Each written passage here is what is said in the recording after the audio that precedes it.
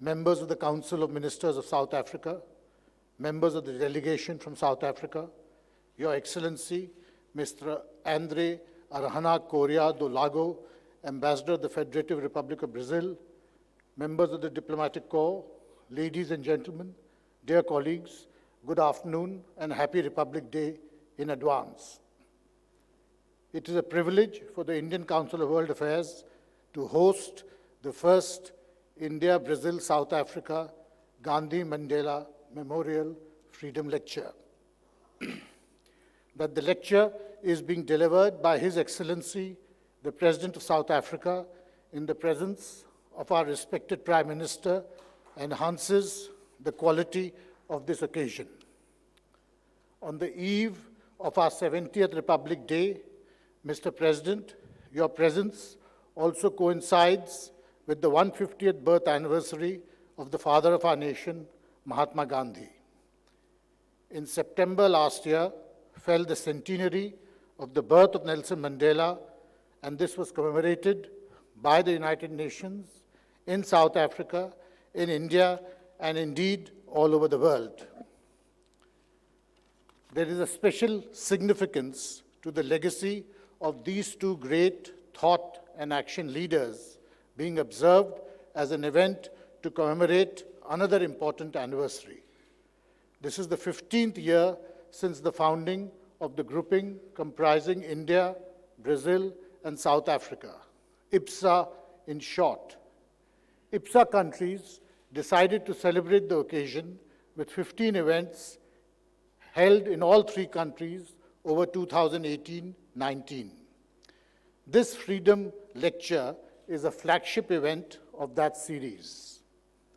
The idea of a commemorative lecture series, the Gandhi-Mandela Freedom Lecture, was enthusiastically endorsed by the IBSA foreign ministers during their meeting in New York in September 2018. IBSA is a grouping spanning 3 continents, 3 countries with similar histories of colonization, 3 developing countries, and most of all, 3 democracies. IBSA's success demonstrates most vividly the desirability and feasibility of South-South cooperation beyond the conventional areas of exchange of experts and training. For instance, the IBSA Fund for Alleviation of Poverty and Hunger, established in 2003, is a unique initiative through which development projects are executed with IBSA funding in fellow developing countries. Our aspirations are common: a better quality of material and spiritual life for our peoples, and to build societies that are pluralistic and inclusive. These were the very aspirations that had guided the thoughts and actions of Mahatma Gandhi and Nelson Mandela. All 3 partner countries are multicultural, multi-ethnic, multilingual, and multi-religious nations and democracies. In brief, IBSA brings together 3 democracies and economies from 3 continents to 1 platform. Respected Prime Minister, Your Excellencies, ladies and gentlemen, we are most fortunate to have the President of South Africa to deliver the first Gandhi-Mandela Freedom Lecture.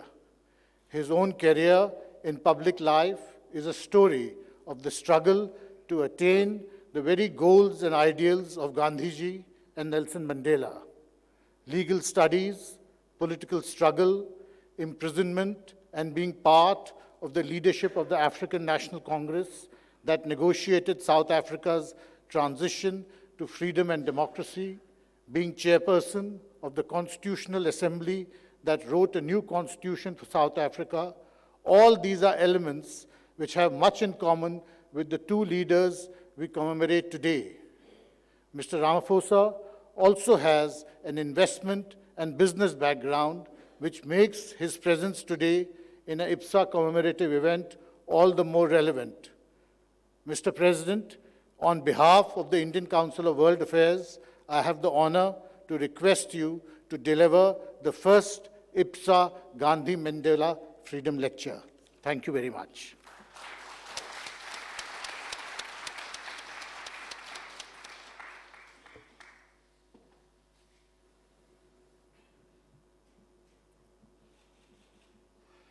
Your Excellency, Prime Minister Modi,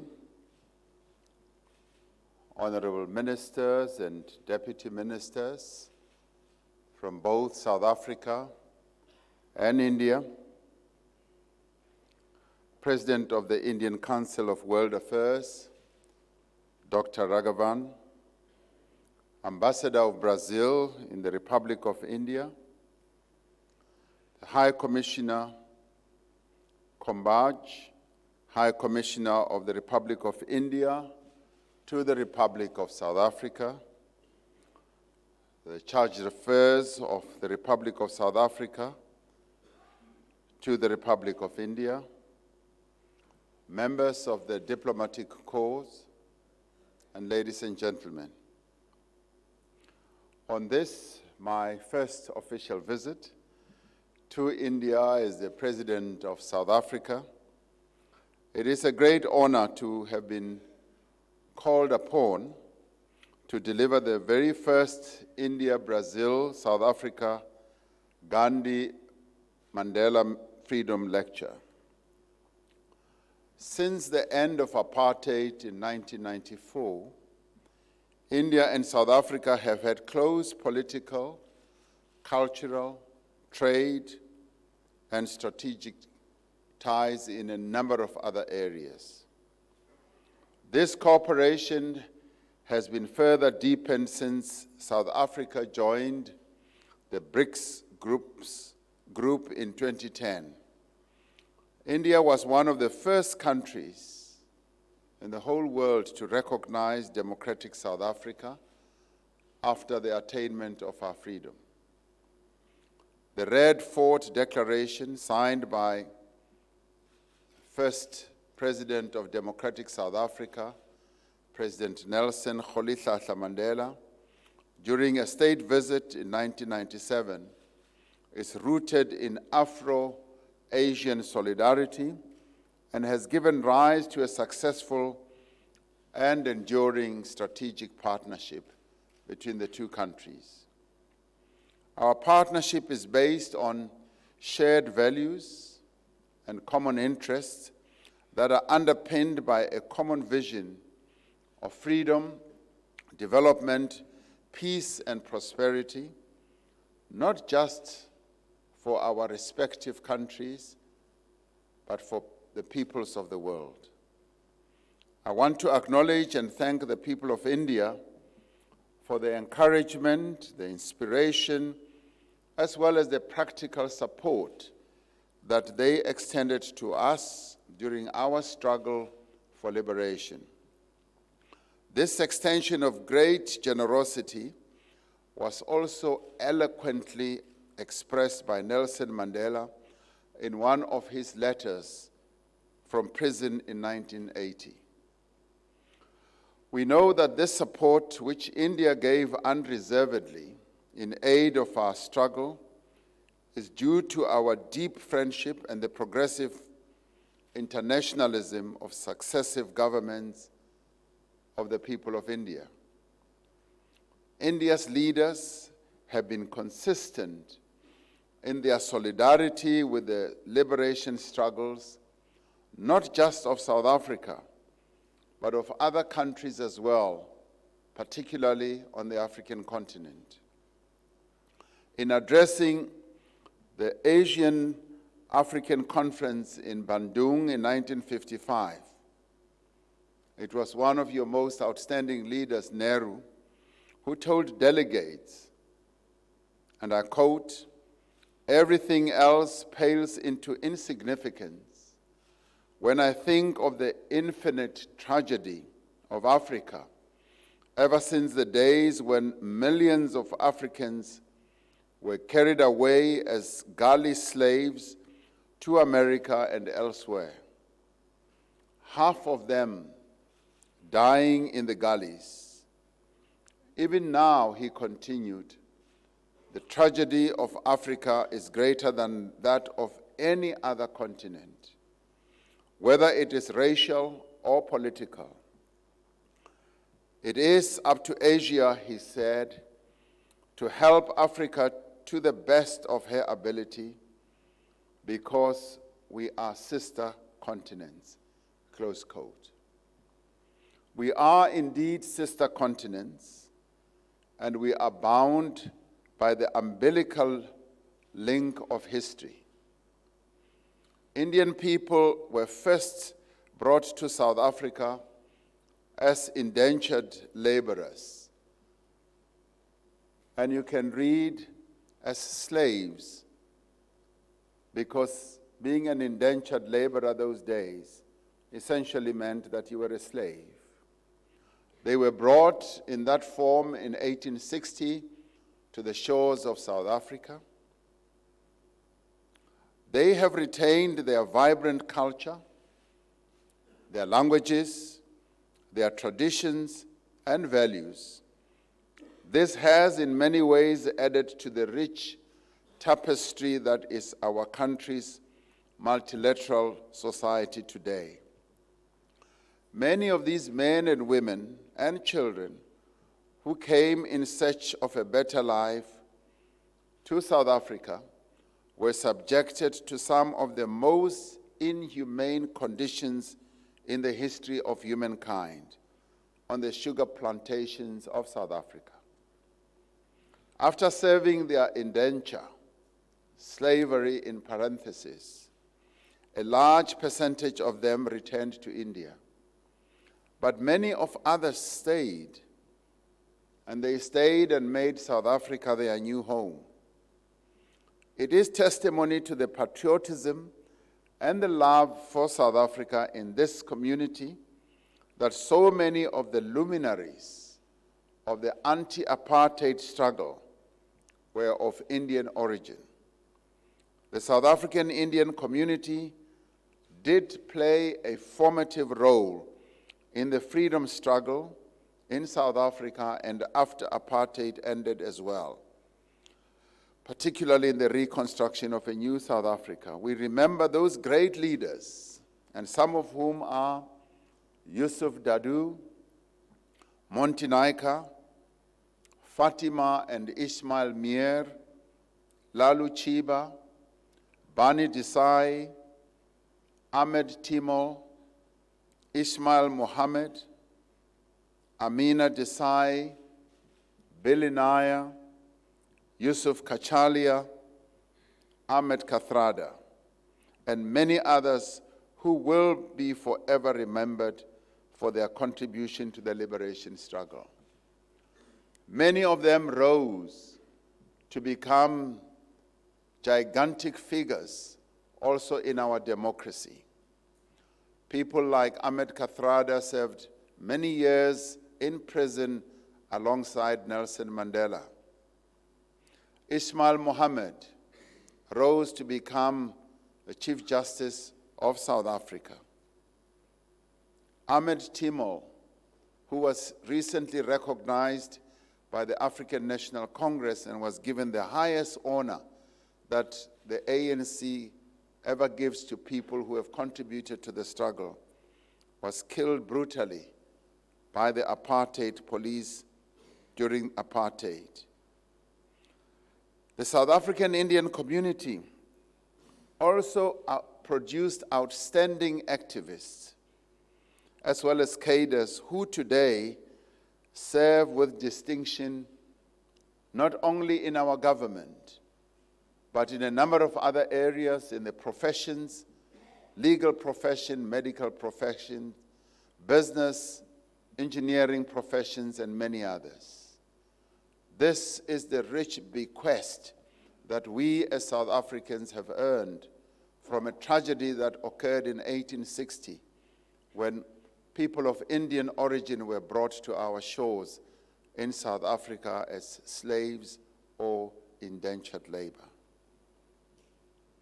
Mahatma Gandhi's granddaughter, Ella Gandhi, played a leading role in the women's movement in South Africa and was among the first group of members of parliament of the democratic South Africa. These were all leaders of conviction and of principle, and many of them continue to be high-placed people of conviction and principle in the service of the people of South Africa. Those who have departed were unwavering in their belief in the unity of all the oppressed and stood firmly against any attempt by the racist apartheid state to divide our people along ethnic and tribal lines. This resolve still resides in the hearts and the minds of many people of Indian origin in our country. They believed and still believe, as has been the founding principle of the African National Congress, that South Africa belongs to all who live in it.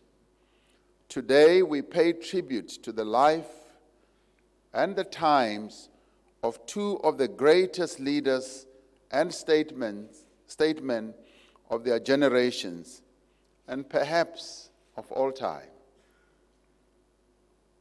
Mohandas Gandhi, fondly known as Gandhiji, and Nelson Rolihlahla Mandela, known to all of us as Madiba, are those two statesmen and great leaders.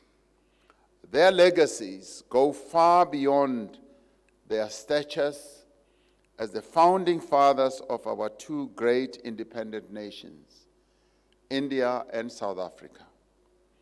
What they lived for, what they stood for, and indeed what they fought for, continues to resonate with people across the world decades since their departure from this earth. They have influenced generations of leaders, not just in South Africa and India, but worldwide. Their thought on justice and liberty, on human dignity and human rights, and on a non-violent resistance process continues to influence social and political movements in all four corners of the globe. They shared a common passion for and understanding of the principle of sustainable development decades before the term was even coined. They understood the importance of environmental conservation, of the development of rural communities, of agricultural self-sufficiency. They understood this as being the critical process in any nation's success. Gandhi and Madiba were products of their time. They were also products of the social, political, cultural, and other influences that made them, that shaped them, and molded them into what they became. Yet in many ways, they were men who were far ahead of their time. It is indisputable that they were great visionaries. It is equally indisputable that they were great thinkers as well. We often take for granted the sheer force of will, the courage, the conviction, and strength of character that would have been required to be a leader at such times.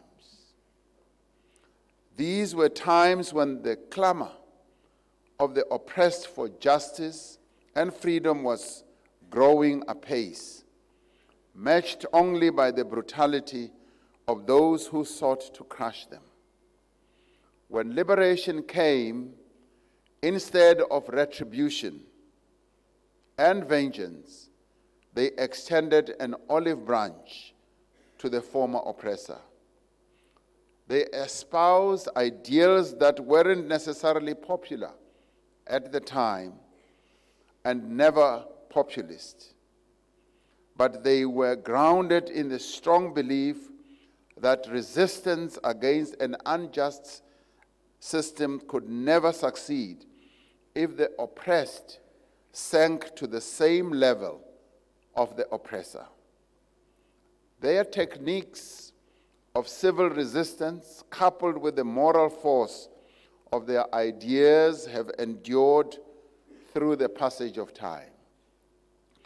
They serve as beacons of hope for many who continue to suffer race, gender, class, ethnic, religious, and other forms of oppression as well as of exclusion. This year, India marks 150 years since the birth of Gandhi, which coincides with South Africa's celebration of the centenary of Nelson Mandela's birth. We are privileged to claim these two icons as our own and to know, as we do, the deep impact and influence that Gandhi had on Mandela.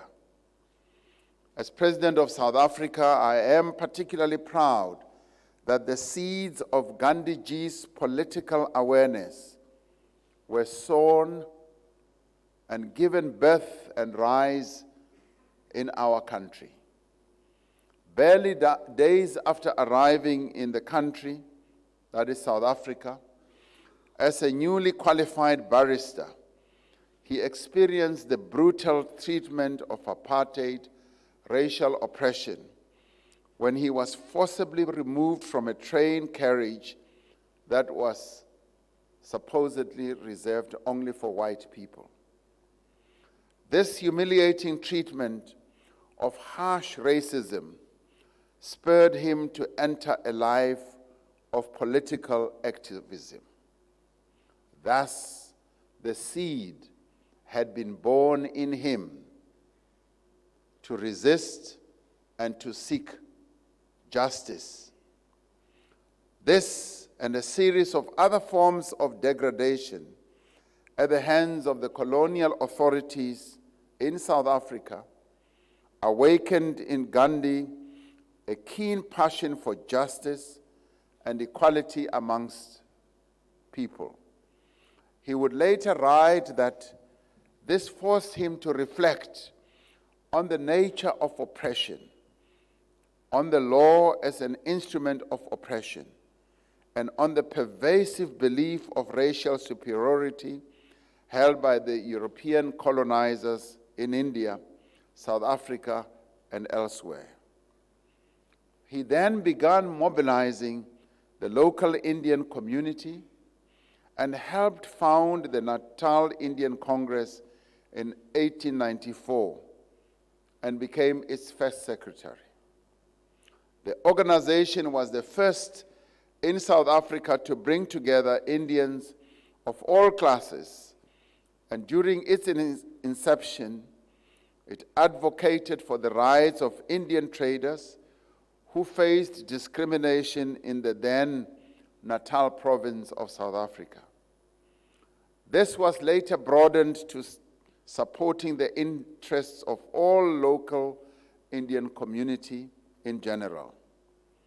It was at the helm of the Natal Indian Congress that Gandhi first began to articulate his position on civil disobedience and the philosophy that he so well espoused, Satyagraha.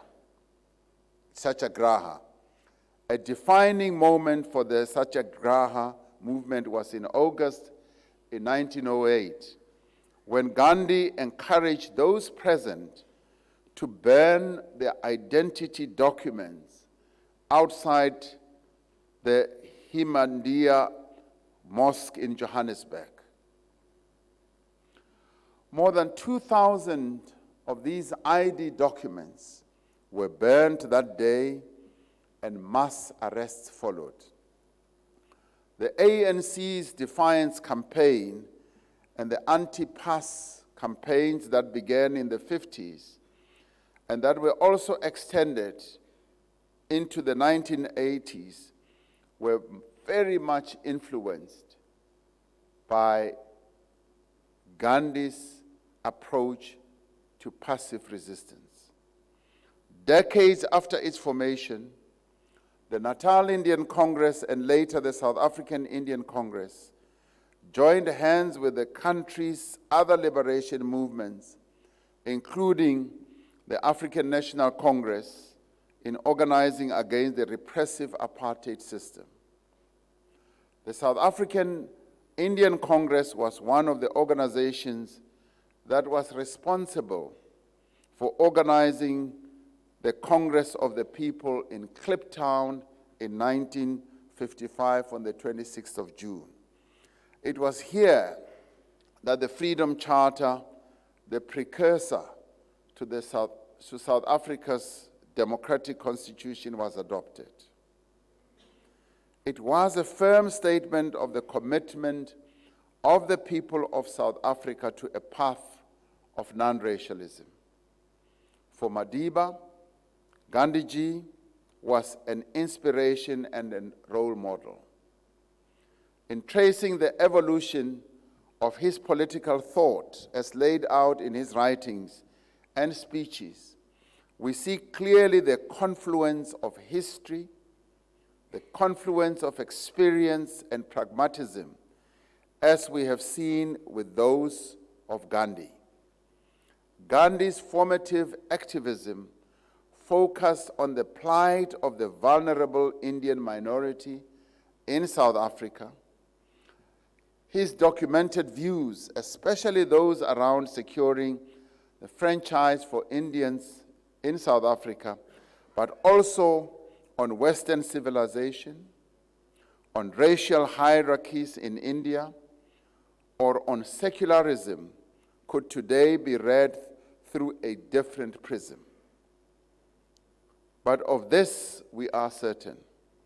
They believed in the innate dignity of the human being, in the moral authority of a non-violent mass resistance to oppression, and in the enduring strength of people's power.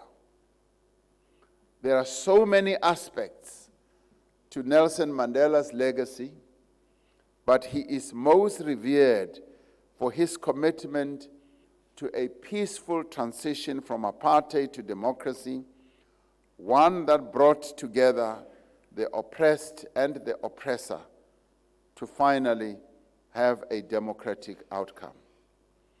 He was also able to put in process the healing of a deeply divided and broken society by promoting reconciliation between the races. Nelson Mandela drew inspiration from Gandhi's words that forgiveness is the attribute of the strong. Legacy is a complex phenomenon, as most of us will know, and it is by no means assured, even for the most revered leaders that we uphold. Both of these great leaders entered the political arena at a time that was vastly different to ours. The issues they advocated for and how they articulated them, the political positions that they took, and the political decisions that they made will always be subject to interpretation and reinterpretation. Those of us who have chosen a life of politics, like Prime Minister Modi and myself, will know too well that the actions we undertake at a particular time will by necessity be held up to public scrutiny by future generations. There will forever be many people who are researchers, scholars, and intellectuals who will put the actions that we have taken under a microscope and try to find out what motivated us, what ideologies we were pursuing, and what principles we were adhering to. They may be praised, but they may also be derided or condemned. Yet we know that the transience of politics is one thing, and the enduring nature of universal values of justice, of equality, of self-sacrifice, of solidarity with the underdog are another. In paying tribute to Gandhi in 1997, Madiba said, "He showed us that it was necessary to brave imprisonment if truth and justice were to triumph over evil. The values of tolerance, mutual respect, and unity for which he stood and acted had a profound influence on our liberation movement and on my own thinking," Madiba said. This inspires us today in our efforts of reconciliation and nation building, close quotes. So concluded Madiba. Gandhi, like Nelson Mandela, was an internationalist. Long before the issue of apartheid was put on the agenda of the United Nations, he traveled to India to publicize the oppression of the colonial regime in South Africa. It was the government of India that was the first to request the United Nations General Assembly to confront racial discrimination in South Africa, and which banned trade and apartheid South Africa soon thereafter. 100 years since the birth of Nelson Mandela, and 150 years since the birth of Gandhi, we are proud to follow in their footsteps of progressive internationalism. We share a commitment to realizing a global community of nations at peace with each other and a world founded on social justice and human rights for all. In his first address to the United Nations General Assembly, President Nelson Mandela spoke of the interdependence between nations, saying that ensuring that democracy, peace, and prosperity prevail everywhere was the great challenge of our age. As we as South Africans take up our non-permanent seat at the United Nations Security Council, South Africa is acutely aware of the responsibility we have been entrusted with. In Madiba's honor, we have chosen for our term the theme, "Continuing the Legacy, Working for a Just and Peaceful World." Continuing Nelson Mandela's legacy. The African Union's Agenda 2063 aspires to an end of conflict and the silencing of the guns on the continent of Africa by 2020. Serving on the United Nations Security Council affords us the opportunity to meaningfully contribute towards this goal. We are determined to ensure that Africa is not relegated to the periphery of world affairs. We want Africa to take its place. And in fact, we as Africans, with the active support of our sister continent where India resides, are saying, this century is Africa's century. We will advance our foreign policy in a manner that champions the interests of Africa and her peoples, but we will do so with full respect and cooperation as well as collaboration with other countries around the world. And India is one of those that we count amongst the first that we seek collaboration and cooperation with. As a country, South Africa has come a long way since 1994. But while we look back on the achievements of the past 25 years, we also know much more needs to be done in our country to eradicate poverty, inequality, and underdevelopment. Yet we take to our challenges with vigor, knowing that the South Africa that Nelson Mandela dreamed of, the South Africa that Gandhi dreamed of, a democratic, non-racist, non-sexist South Africa, is indeed within our reach. As we build on our achievements, we applaud the governments of India, particularly in relation to its focus on Afro-India solidarity. This solidarity and cooperation has geopolitical, cultural, educational, technical, and economic aspects.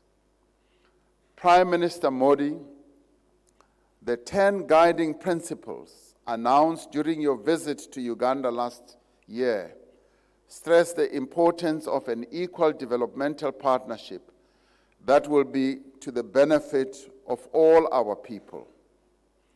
South Africa looks forward to participate in the 4th India-Africa Forum Summit and to further advance collaboration between India and Africa within the framework of Agenda 2063. South Africa and India have come a long way in addressing our respective challenges of underdevelopment, economic and political marginalization. Both Gandhi and Mandela wanted to see a world free of racial discrimination, but it was the grinding poverty experienced by millions of people in the global South that pained them the most. They understood that unless poverty was addressed as well as eradicated, the highest level of human progress would not be attained. Through our cooperation on a range of platforms, such as being members of BRICS, being members of IBSA, the Indian Ocean Rim Association, the G20, the G77 plus China, and the non-aligned movement, we will continue to work together in pursuit of a world that is free of poverty. The India, Brazil, and South Africa Dialogue Forum, in particular, is a practical expression of our shared values of democracy, justice, human rights, and good governance. It prioritizes inclusiveness, human development, peace, transparency, social justice, and equity. As like-minded emerging economies, we recognize that we have a collective role to play in addressing, but more importantly, in correcting the imbalances of the global economy. The global economy is facing a number of challenges right now. And these are challenges of lackluster growth that will no doubt have an impact on growing or developing economies. IBSA countries have made substantial contributions in improving the lives of thousands of people through the IBSA Fund. Many of these activities have taken place quietly in the background without much fanfare, but have provided much-needed relief and hope to recipient countries. As South Africa, we look forward to deepening our relations with India through stronger commercial and people-to-people ties. We need to focus on growing our trade, increasing investment in each other's countries. The progress that we have achieved thus far is quite impressive. And in our meeting Earlier this morning, we committed ourselves to increasing the cooperation between our two countries at all levels. We can be proud of the road our two countries have traversed, two sister countries that are separated by an ocean, but bound together by history, by the collective energies of our people, and by the deep friendship and respect we hold for each other. The legacies of Gandhiji and Madiba have never been more important than they are today. They sacrificed personal advancement, both as lawyers, for the common good. And they used their talent and their craft as lawyers to advance the interests of ordinary people. Theirs was a lifelong pursuit of truth, righteousness, peace, and love in order to realize a better world. With so many parts of the world beset by conflict, we have to hold firm to the belief that peace indeed can be attained, that universal peace is possible, and that no person is too small or sees themselves as too unimportant or insignificant to play their part. It was Gandhiji who told us, "Be the change you want to see in the world." One can ask oneself, what change would Gandhiji and Madiba have wanted to see in today's world? And I would like to posit a thought and say, these two outstanding leaders of our times would have wanted to see the change in the world to be driven by increased respect for human rights across the world, harmony and peace in the world, a better life for all the people in the world, eradication of poverty and inequality. They would also have wanted to see a multipolar world where nations of the world respect one another, where cooperation amongst all the countries is the order of the day, where multilateralism is respected and upheld, and where there is tolerance of each other on a number of fronts: religious, racial, creed, class, regional affiliation, and many others. India and South Africa share a commitment to freedom and democracy, to non-racialism and tolerance, to social equity and the eradication of poverty. Let us strengthen the bonds that exist between our two countries and our peoples as we look to the future. For as we look to the past, we have great foundations. We have towering pillars that can continue to support our resolve to achieve all these ideals. And those towering figures are Gandhiji and Madiba. Let us look forward to a future of hope and renewal, a future of peace and prosperity, a future that is bright and guided by the light of these two great men whose memory we are celebrating today. I thank you.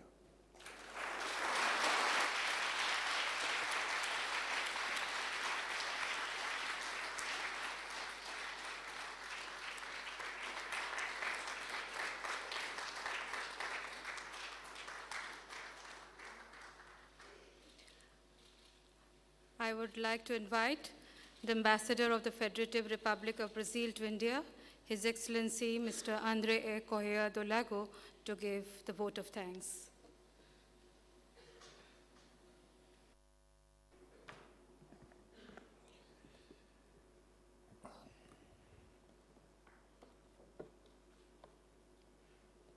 Mr. President, Madam Ramaphosa, Prime Minister Modi, ladies and gentlemen.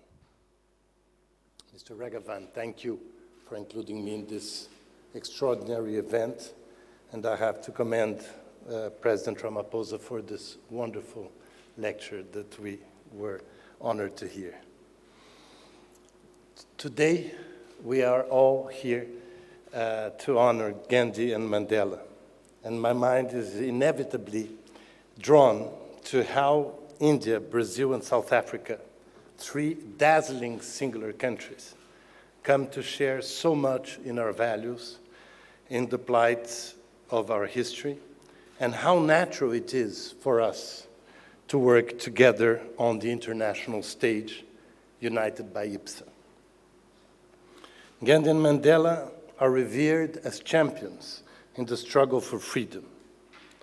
They stood out, as wonderfully described by the President, for their courage and originality in facing evils of colonialism and racism with a message of conciliation, nonviolence, acceptance of differences, and peace. In Brazil, Gandhi and Mandela inspired the admiration of people of all backgrounds. And this is so, I believe, because we find and we recognize so much of our own ideals resonating with their messages. They are inspirations to all of us Brazilians. Like India and South Africa, Brazil had to rise from colonial rule and had to face the legacy of poverty, slavery, exploitation of native populations, and many other forms of injustice that colonialism left behind.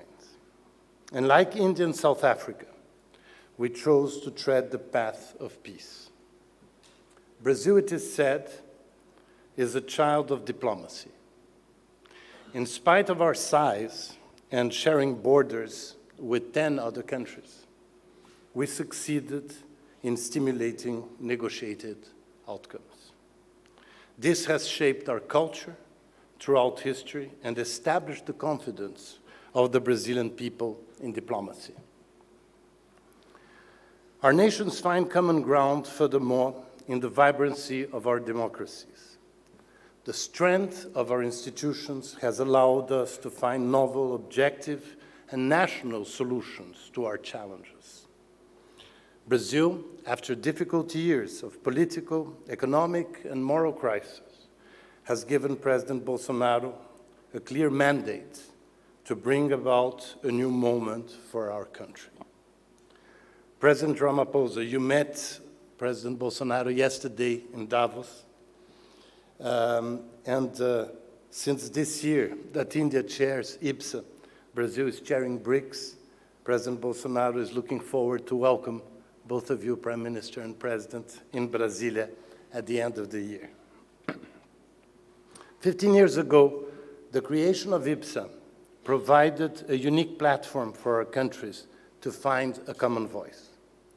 IBSA brought together three dynamic, multi-ethnic, and multicultural democracies, three emerging economies seeking to play a larger role in world affairs.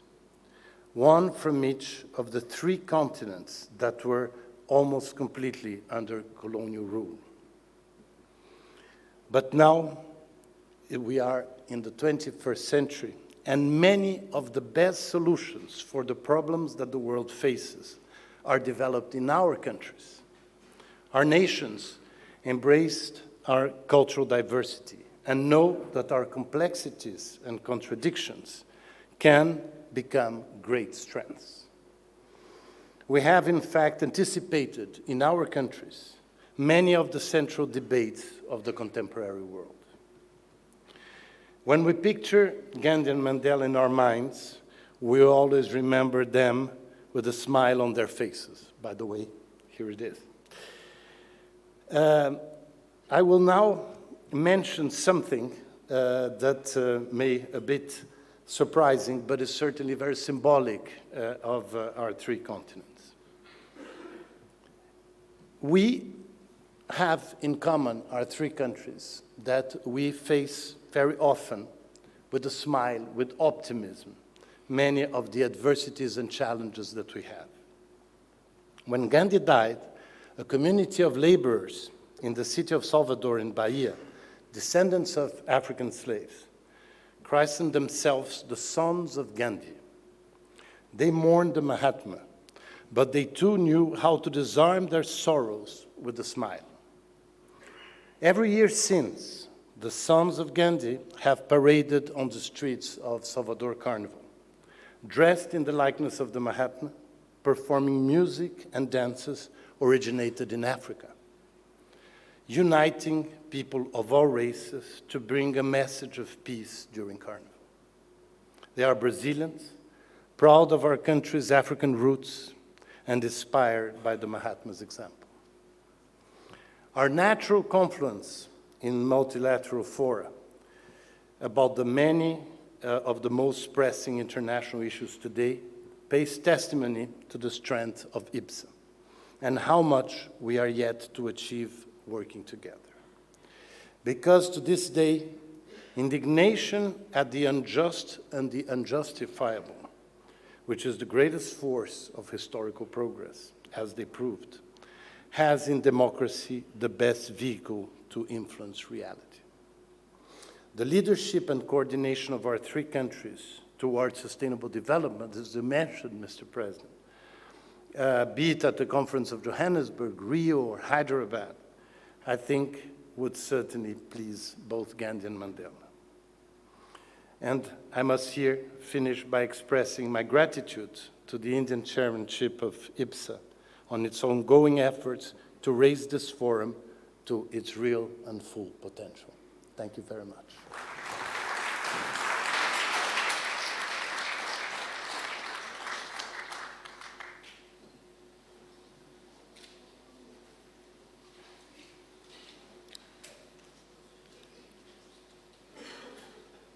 All the guests are requested to kindly remain seated till the departure of high dignitaries and the delegation.